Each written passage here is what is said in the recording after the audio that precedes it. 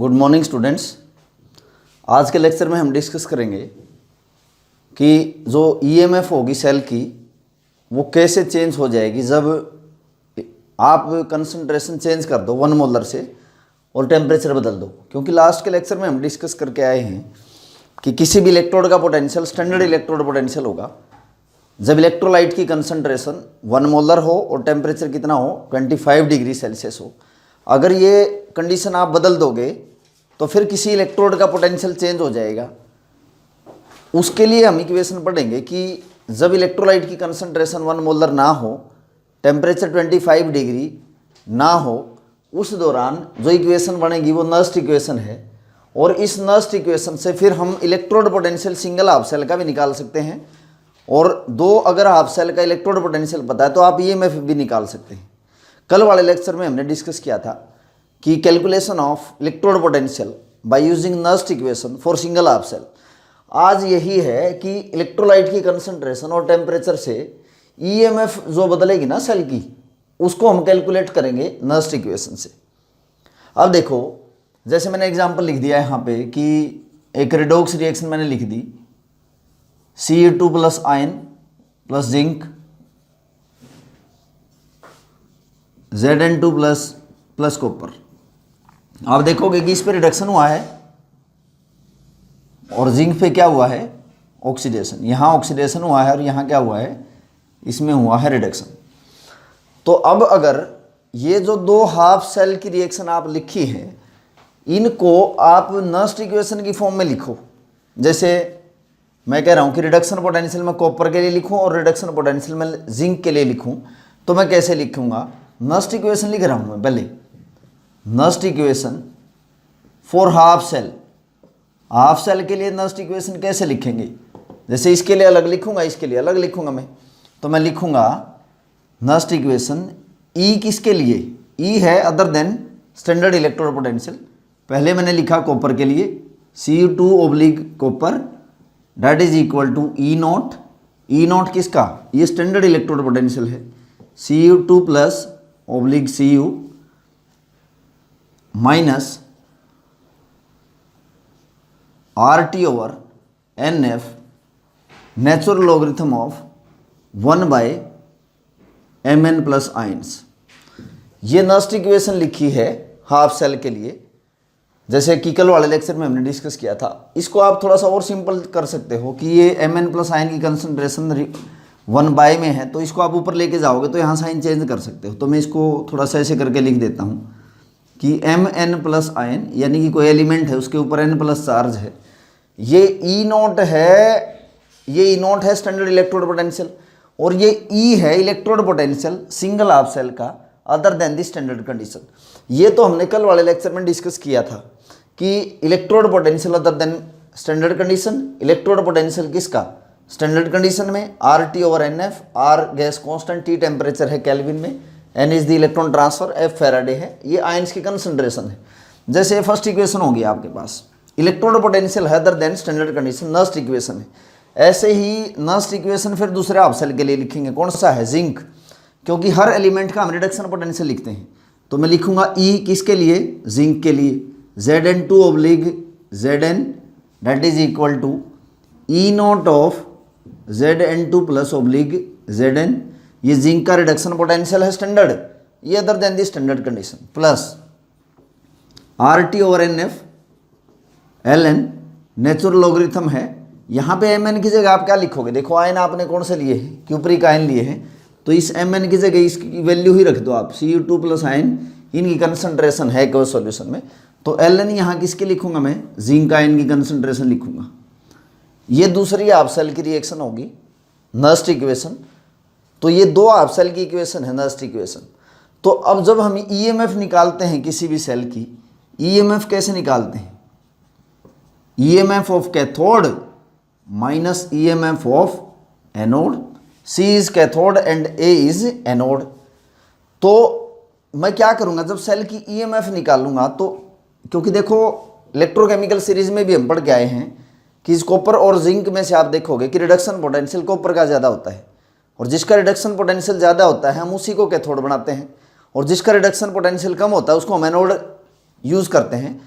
तो ये तो आपकी कैथोड हो गई और ये कौन हो गई, एनोड हो गई। तो आप इस फर्स्ट इक्वेशन में से ये सेकंड इक्वेशन माइनस कर दोगे। तो जब फर्स्ट इक्वेशन में से हम सेकंड इक्वेशन माइनस करेंगे तो सेल की ईएमएफ आ जाएगी। यानी कि आपको क्या करना है, ये जो फर्स्ट इक्वेशन है ये माइनस करना है इसको, इस this second equation is minus from this first equation. तो क्या करोगे, ई है other than the standard electrode potential, ये ई किसका है, जिंक का है। तो इसमें से ये माइनस करेंगे तो ईएमएफ आ जाएगी सेल की, EMF of cell other than standard condition. उसके बाद हम लिखेंगे इस पूरी इक्वेशन में से माइनस कर देंगे। तो मैं यहाँ लिखूंगा, देखो ये किसके लिए लिखा है, ये इसके लिए लिखा है, इसमें से ये माइनस कर दिया मैंने। तो यहाँ मैं लिख भी देता हूँ, EMF of cell other than the standard condition, E लिख सकते हैं हम इसको, नोट नहीं लगाया। तो इसमें से माइनस करूँगा मैं, reduction potential of this, reduction potential of EMF जो निकालेंगे हम सेल की, तो इसको लिखूंगा मैं यहाँ पे ई CU2 ऑब्लिग CU minus E of ZN2 oblique ZN। तो इसकी जगह मैंने ईएमएफ लिख दिया सेल की, ये लिख दिया यहाँ पे। अब इस पूरी इक्वेशन में से माइनस कर दूंगा मैं, ई नॉट CU2 ऑब्लिग CU plus RT over NF LN CU2 plus ions aqueous solution में, और इसमें से आपको ये माइनस करना है ये वाली इक्वेशन। तो minus E naught of ZN2 plus ion oblique ZN plus RT over NF, LN है natural logarithm, ZN plus ion aqueous solution में इनकी कंसंट्रेशन, ये हो गया। तो EMF of cell other than the standard condition that is equal to, अब देखो ये जो स्टैंडर्ड रिडक्शन पोटेंशियल है आपका कॉपर के लिए, और ये स्टैंडर्ड रिडक्शन पोटेंशियल है किसके लिए, जिंक के लिए। तो इसमें से ये माइनस करोगे तो क्या आ जाएगा, ई नॉट ऑफ सेल आ जाएगा, क्योंकि लास्ट के लेक्चर में हम पढ़ के आए हैं कैथोड माइनस एनोड का रिडक्शन पोटेंशियल, ये बच गया। अब इसमें से माइनस करना है आपको। तो क्या करोगे, RTNF यहाँ भी है, RTNF यहाँ भी है, तो हम इसमें से कॉमन निकाल लेते हैं RT ओवर NF। तो क्या बच गया अंदर, ये बच गया, इसमें से माइनस करना है LN CU2 प्लस आयंस इनकी concentration minus LN of ZN2 plus ion इनकी मोलर कंसंट्रेशन, ये बच गया आपके पास। तो देखो अब मैं लिख सकता हूँ कि E naught of cell, EMF of cell other than the standard condition, E naught of cell standard condition में।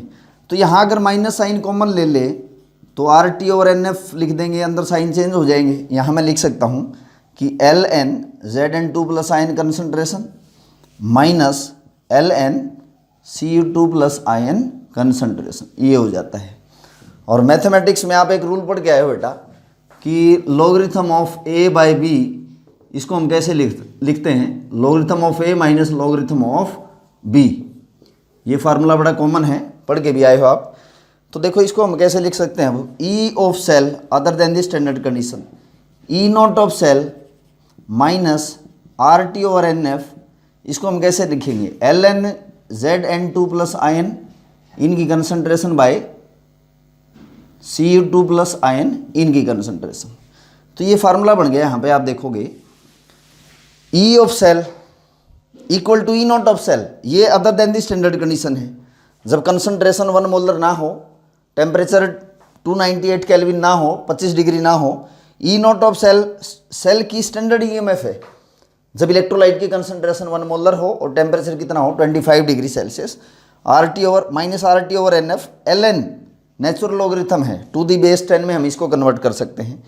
जिंक आयन की कंसंट्रेशन और कॉपर आयन की कंसंट्रेशन, और इस रिएक्शन में आप देखोगे कि जिंक आयन प्रोडक्ट में प्रेजेंट है और ये कहाँ प्रेजेंट है, रिएक्टेंट में। तो इसकी जगह यहाँ प्रोडक्ट भी लिख सकते हैं और इसकी जगह आप रिएक्टेंट भी लिख सकते हैं, या आप ऐसे लिख सकते हो क्योंकि ये एनोड होता है, एनोड पे ऑक्सीडेशन है और ये किस पे है, कैथोड पे। तो ऊपर आप लिख सकते हो कि एनोड और नीचे लिख सकते हैं हम इसकी जगह कैथोड, ऐसा हम लिख सकते हैं। ये तो एग्जाम्पल है, जिंक और कॉपर का तो मैंने एक एग्जाम्पल लिया है। अब ये जो इक्वेशन है इसको मैं थोड़ा सा सिंपल फॉर्म में और थोड़ा चेंज कर देता हूँ। E of cell other than the standard condition, natural logarithm log to the base E को अगर हम log टू दी बेस 10 में कन्वर्ट करेंगे तो इस फैक्टर से मल्टीप्लाई करते हैं, इस फैक्टर से मल्टीप्लाई करेंगे तो इसको आप कन्वर्ट करो, E is equal to E of cell E naught of cell. अब इसकी वैल्यू पुट कर दो, R की वैल्यू पुट कर दो, R क्या है, गैस कांस्टेंट है, तो माइनस, अच्छा इससे मल्टीप्लाई भी करेंगे इस फैक्टर से, जो बताया आपको इस फैक्टर से मल्टीप्लाई करेंगे तो ये बच गया आपका E naught of cell minus 2.303, R की वैल्यू है 8.314, टेम्परेचर कितना है 298 केल्विन है टेम्परेचर, बाय में N इंटू फैराडे, और ये बच गया आपका logarithm of Zn2 plus ion by Cu2 plus ions इनकी कंसंट्रेशन। तो जब आप इसको सोल्व करोगे बेटा, EMF of cell is equal to E naught of cell minus, जब तुम इसको सोल्व करोगे पूरे को, ये वैल्यू आएगी 0.059 by N logarithm of Zn2 plus ion by Cu2 plus ions. देखेंगे ये इक्वेशन आपकी बन गई। इस इक्वेशन को मैं यहाँ लिख देता हूँ बेटा ताकि आपको क्लियर से दिखाई दे जाए। नेक्स्ट इक्वेशन बन गई ये आपकी for the EMF of cell other than the standard condition. अगर इलेक्ट्रोलाइट की कंसंट्रेशन 1 मोलर ना हो, टेम्परेचर 25 डिग्री सेल्सियस ना हो, तो इक्वेशन आपके पास बन गई, सेल की अगर EMF निकालनी है तो E naught of cell other than the standard condition, standard condition पे सेल की EMF minus 0.0591 by N logarithm of, यहाँ पे मैंने लिखा है Zn2 प्लस आयन, ये तो एक एग्जाम्पल लिया है मैंने, बाय Cu2 प्लस आयन्स, ये तो एक एग्जाम्पल से मैंने इसको सोल्व किया है। तो ये सेल की EMF निकल गई अदर देन स्टैंडर्ड कंडीशन, ये फार्मूला बन गया आपके पास। इस फार्मूले से हम क्या कर सकते हैं, सेल की EMF निकाल सकते हैं अदर देन स्टैंडर्ड कंडीशन, यानी कि इलेक्ट्रोलाइट की कंसंट्रेशन बदल दी और हमने टेम्परेचर चेंज कर दिया हो, तो इस इक्वेशन से, नेक्स्ट इक्वेशन है ये, इस इक्वेशन से हम सेल की EMF निकाल सकते हैं। और ई नॉट क्या है, ये तो स्टैंडर्ड EMF है, ये तो स्टैंडर्ड EMF है सेल की, इसको कैसे निकालते हैं, ई नॉट ऑफ सेल को निकालते हैं बेटा E naught of cathode minus E naught of anode. ये तो जिंक और कॉपर का तो एग्जाम्पल लिया था, अगर आप इसके अलावा और कोई भी एग्जाम्पल लेते हो तो एक जनरल इक्वेशन आप बना सकते हो। जैसे इसकी जगह ना मैं एग्जाम्पल चेंज कर दूं, मैंने जैसे कोई दूसरी रिएक्शन लिख दी, मैंने लिखा Cu प्लस Ag प्लस और Ag प्लस प्लस Cu। सबसे पहले तो मैं इसको बैलेंस कर देता हूँ। ये आप देखोगे ऑक्सीडेशन किस पे हुआ है, कॉपर पे ऑक्सीडेशन हुआ है, तो एनोड किसको बनाओगे, जिस पे ऑक्सीडेशन होगा, इस पे रिडक्शन हुआ है, तो ये कैथोड है आपकी, ये कैथोड बन जाएगी, और ये क्या बन जाएगी, ये आपकी एनोड बन जाएगी, इस पे क्या हुआ है, ऑक्सीडेशन।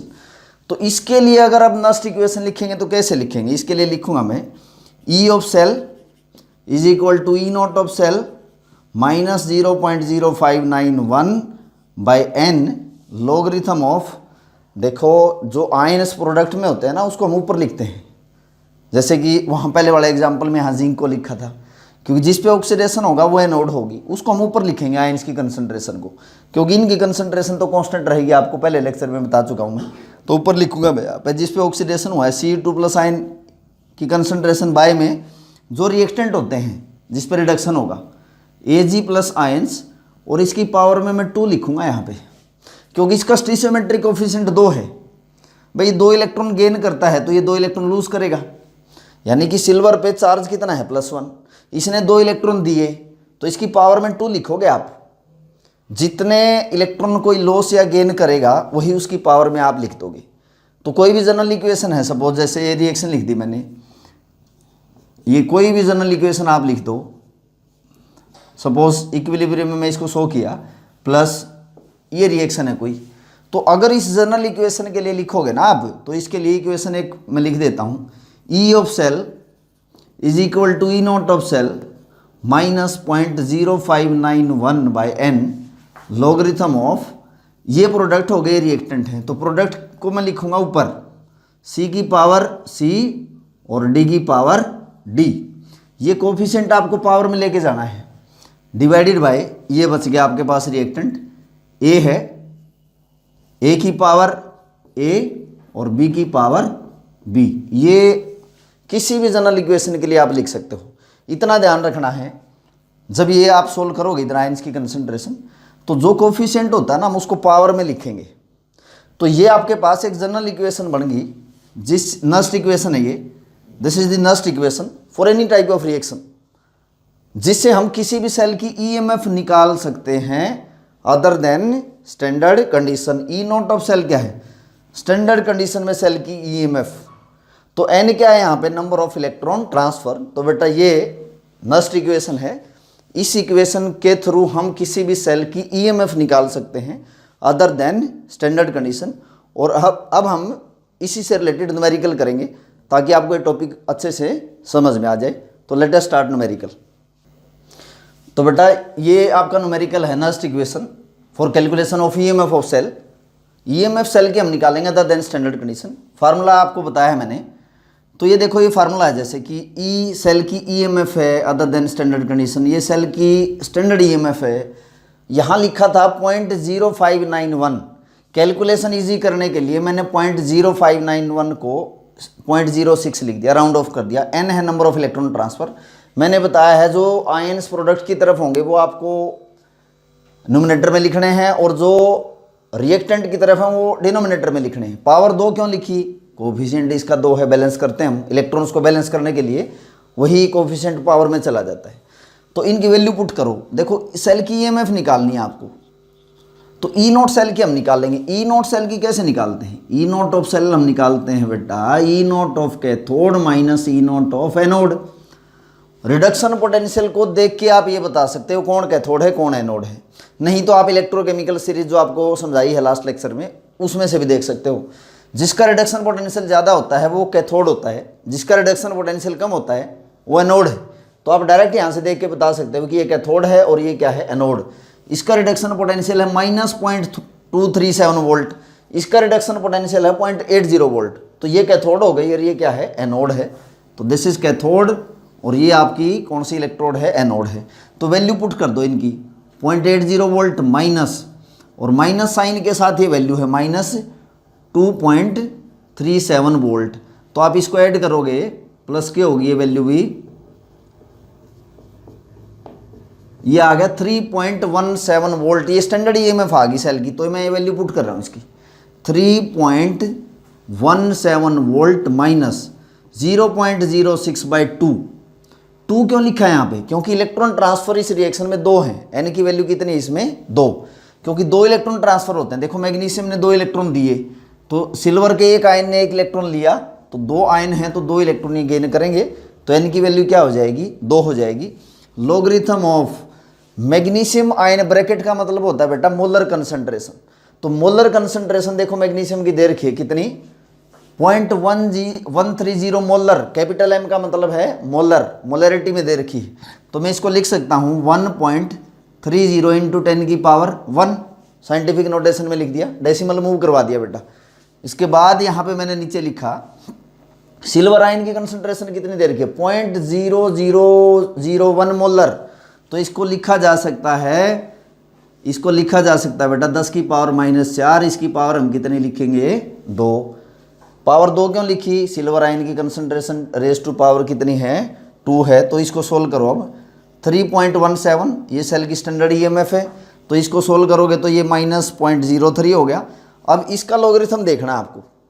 लॉगरिथम